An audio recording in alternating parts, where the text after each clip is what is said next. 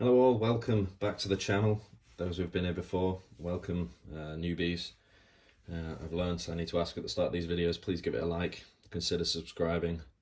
My only aim with these reviews is to, off the cuff, unprofessional watch reviews, basically to just put another opinion forth into the sphere of the internet, so people can have a look at watches they might be interested in buying. So please do like it, it helps it get out there. I've been blown away by the response to just a few videos I've put up. So yeah, I'm really enjoying it. So I'll do a wristwatch check before we go any further. Quick, Saab 035, right? Don't hold me to that. Let's see, 033 is the black dial version, I think. I love this watch. I've had this watch for a few months. It gets an awful lot of wrist time, just because the white face, I think, makes it stand out from most in the collection. Anyway, we'll move on to the focus of this piece, which is a Monta. As you can see, I'm going to do a mini unboxing because Monta's packaging is exciting. Not that packaging is ever that exciting, but relatively. So inside this nice, cardboard box, we have this very pretty, originally very pretty faux wood. It feels very nice box. However, for some reason, this is only sat inside this box. For some reason, as you can see, these are not fingerprints. These are some sort of rubbing, some sort of scratching it into the actual box, which is a shame. So don't expect this to hold up very well. It hasn't been anywhere. I'm not really sure how that's happened. So we'll take this out, get that out of the way. There's the box, whatever. I'll go through this very quickly. Felt on the bottom, very nice. Open it up. Got the suede Monta here. Got a space for where Monta used to put spare straps. They don't do it anymore, so space looks a bit silly. You get this. I love having accessories with a watch, especially a little carry pouch. I love that. The only issue with the carry pouch is the button is not covered on the inside, which means it, in theory, could scratch your watch up. So I'm not really a fan of that, but otherwise, nice touch. Warranty card, booklet, and the watch. There you go. Told you it'd be quick. Excuse me. Excuse me if I go through any of this slightly quickly. I've just done half this review and I'm home for lockdown back at my parents' house. Just because I might as well be here to look after them. And my mum's just walked through halfway through, so it feels like being a teenager again. So here it is, the watch in question, the Monta Atlas with a charcoal dial. Right off the bat, it should be clear to everyone, this watch is absolutely stunning. Let me just get this in here. Dan Henry carry pouch, that's usually what I use. It's absolutely stunning, this piece. The first thing you notice with a Monta is the finishing.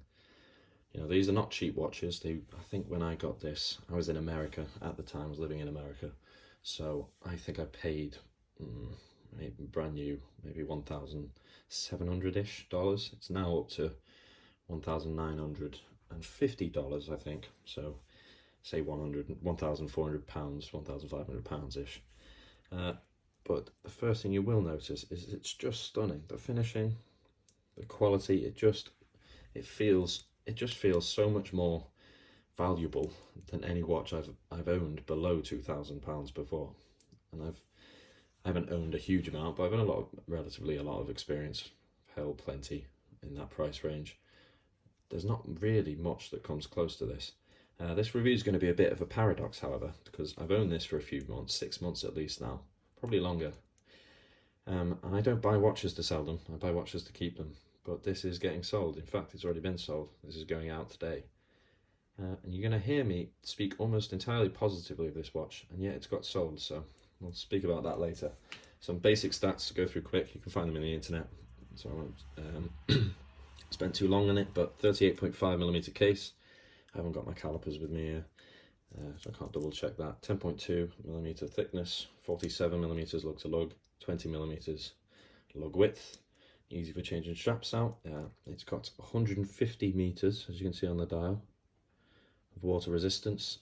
A slightly strange number here, and most watches tend to be 100 or 200. Not really sure what you can do with 150. Can you scuba dive with that? I'm a diver. You can dive with 200. I doubt you can dive with 150, so is it any better than 100? I think the reason for doing that is because it's an American watch, which means that's 500 feet, isn't it? Maybe that was a nice number for them. So yeah, where do we go next? I'm just scrolling down Monta's page to make sure I've got all my information here, should I need it. So this is a Monta caliber M23. I have not taken the effort to find out exactly what that's based on. I'd imagine it's some sort of Salita movement, but highly regulated by Monta. I think they promise it to be within +5, I think. Don't hold me to that, but this watch for over the last 6 to 8 months has run +2, +3 at most.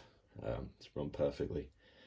It's hacking, hand winding, screw down crown with this cupcake style crown, which I really like. Makes it very easy to grip. First position is the date, and then you scroll down towards the date, and when you go up, you will move the GMT hand, which points to these Arabic numerals on the outside of the dial, which I think it's lovely the way it's integrated.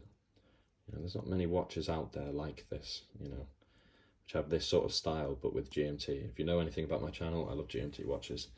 And then in the last position, hacking, you know, move that around.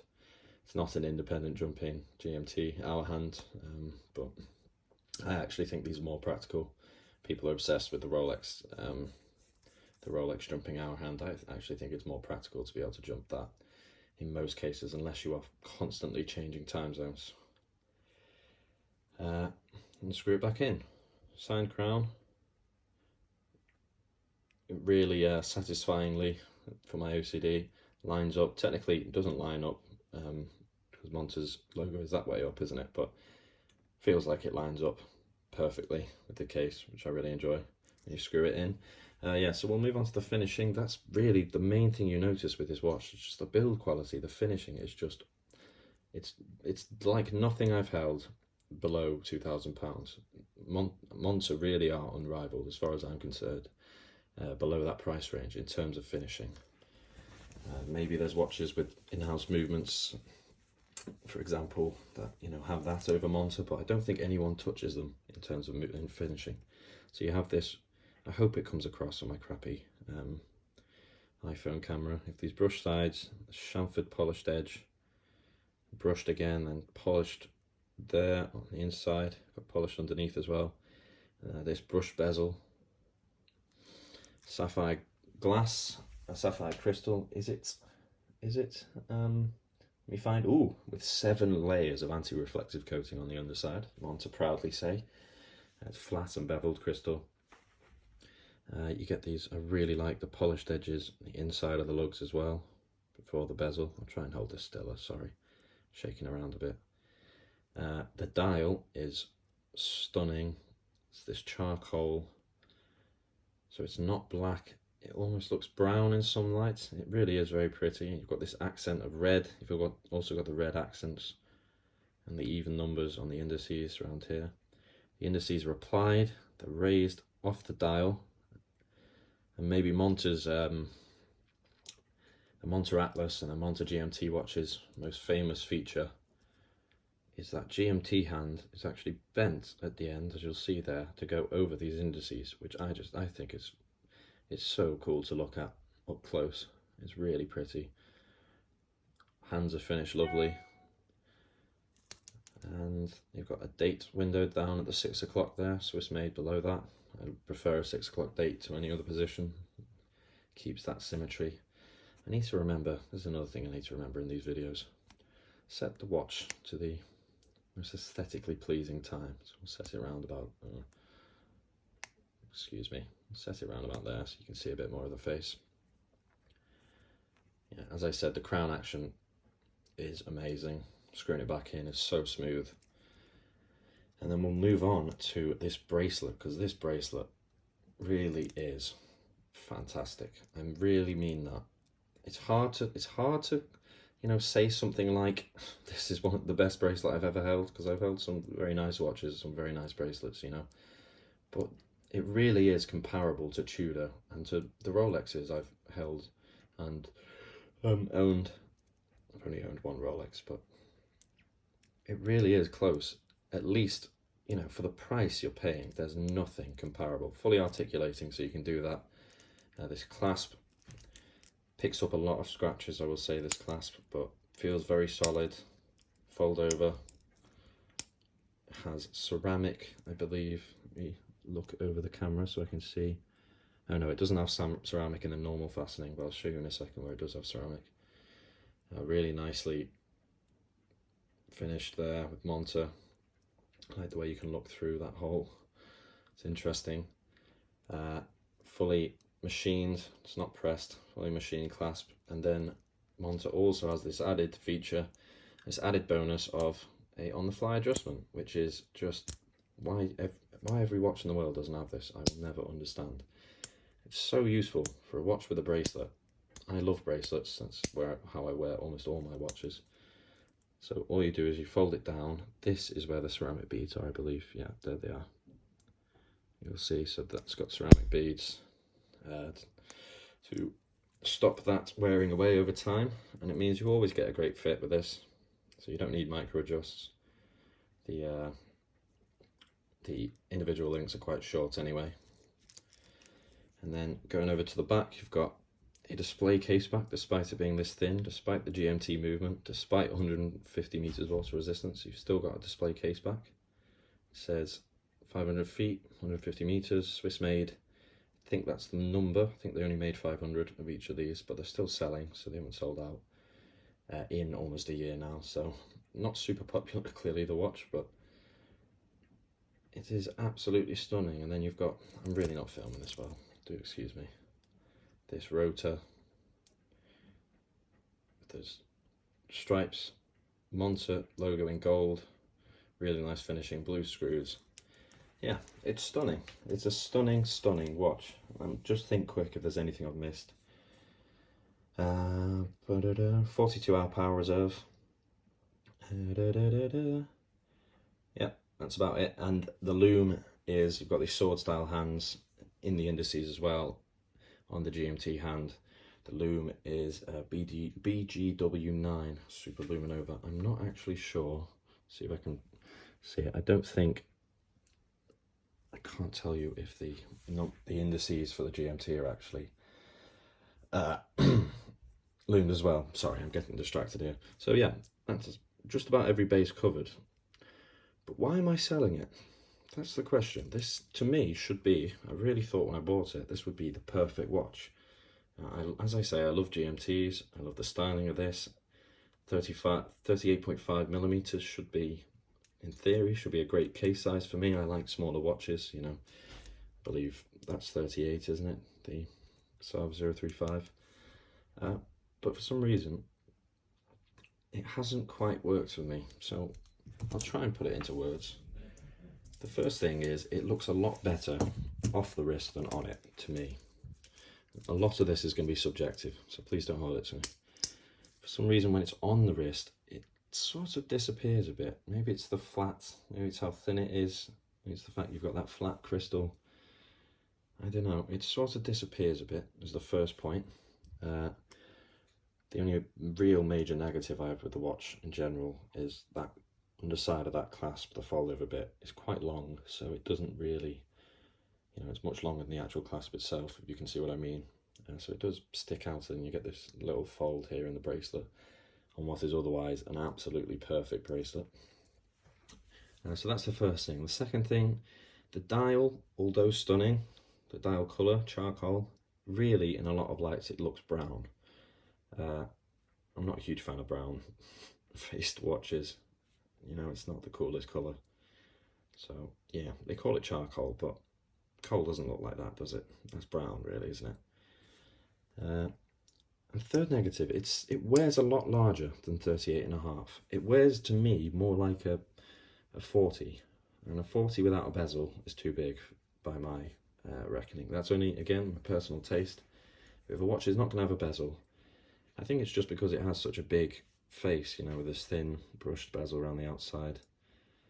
It wears bigger than a 38.5, and I just wish, I think if this watch had a slightly different dial colour and was maybe a 37, which sounds really small, but with the size of the face relative to the watch, I think it'd be perfect. Again, personal taste. Don't hold me to it. The only other thing worth noting, I don't know if I can pick it up on this camera, there's a speck of dust sort of to the left above the A, between the 9 and the A on the Atlas, that is, which has been on the face since the watch arrived, which is a little annoying for the price of the watch. It's quite a large speck of dust, you probably can't see it there. But I hope I've sort of summarised my views there a bit. It's stunning. It's a really, really pretty watch, but it looks prettier to look at off the wrist. For me, when I put it on, I don't know. I don't mind a watch disappearing. I don't need it to be showy or flashy, but it just doesn't, I don't know. I just haven't connected with it, and I've ended up not wearing it much. That's the final thing I should say. I haven't worn it much, but I think the main reason for not wearing it much is where this watch fits in a collection, or what its purpose is, because it's a very dressy piece with all the brushed edges, with the polished indices, polished hands. It's a very dressy piece in some ways, but it's also very sporty. It's 150 meters, but I wouldn't wear it, you know, to be sporty. I wouldn't wear this watch. I'd wear a dive watch. I'd wear, you know, I'd even, well, potentially even wear this as well. I wouldn't wear it for that, and yet it wouldn't be the first watch I'd pick up to go to dinner.